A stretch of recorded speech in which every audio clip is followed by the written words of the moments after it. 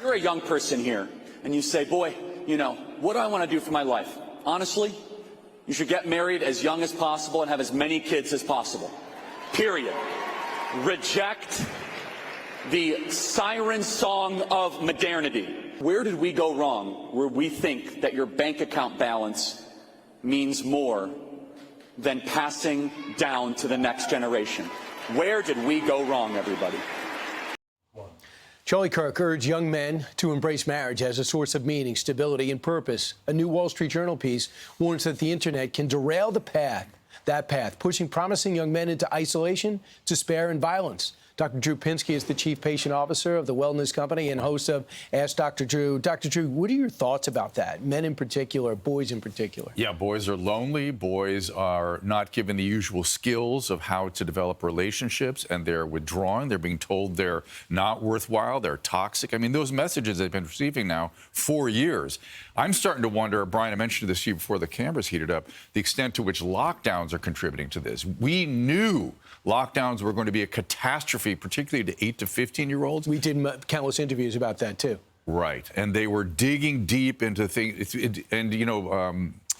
Charlie Kirk's killer was described as a Reddit kid by his high school colleagues, meaning going to these deep, dark corners of the internet, and that's where people are radicalized. Look, the mainstream media sets the table, right? It tells us Charlie said horrible things. People start to believe that. They hear it over and over again. Then they go deep in, and that's where the dehumanization begins. And that's where they get radicalized. It's just like hypnosis. I have to save the world by getting this evil man off the planet. Evil, evil, evil, and therefore I must do something, right? If this is Hitler, what patriot wouldn't do something? It's a brainwashing.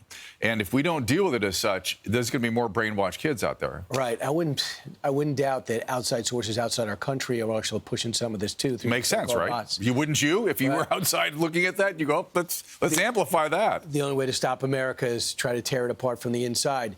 Tyler, this is an excerpt from a column an editorial in the Wall Street Journal. Tyler Robinson, America's Lost Boys.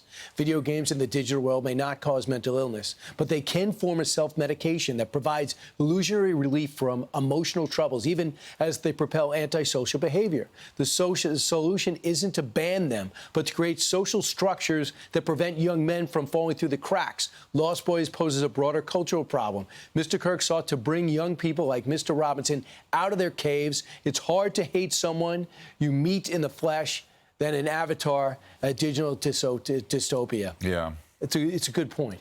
Yeah. How do you get them out? How do you identify and get them out or make sure they don't get in? It's not easy, right? They get around the parental controls. They get around things. And I think the main thing is to get them out and socialize them. That's what Charlie was sort of advocating for. But there are deeper things afoot. I mean, the people that manifest dark triad are the ones really prone to being radicalized. And remember, these are mass formations. 10% of people go, hey, wait a minute, something's wrong here. 20% become true believers. It's that 70% we've got to get mobilized and to really start to fight back on this.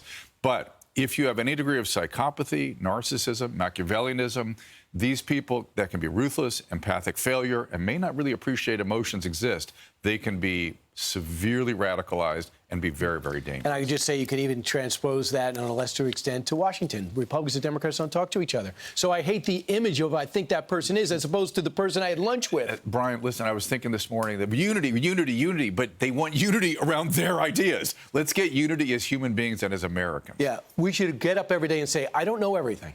And I'm willing to learn, even if you're as smart as Dr. Drew. Humility, but empathy. We got to develop empathy. We've lost track. There's some critical mass of people that are having empathic failure, envy. It's creating mass action. It's creating mobs, and it's creating scapegoating. And that's how this happens. I learn everything. I learn every time I talk to you, Dr. Drew. Thanks so much. I'm Steve Doocy. I'm Brian Kilmeade. And I'm Ainsley Earhart. And click here to subscribe to the Fox News YouTube page to catch our hottest interviews and most compelling analysis.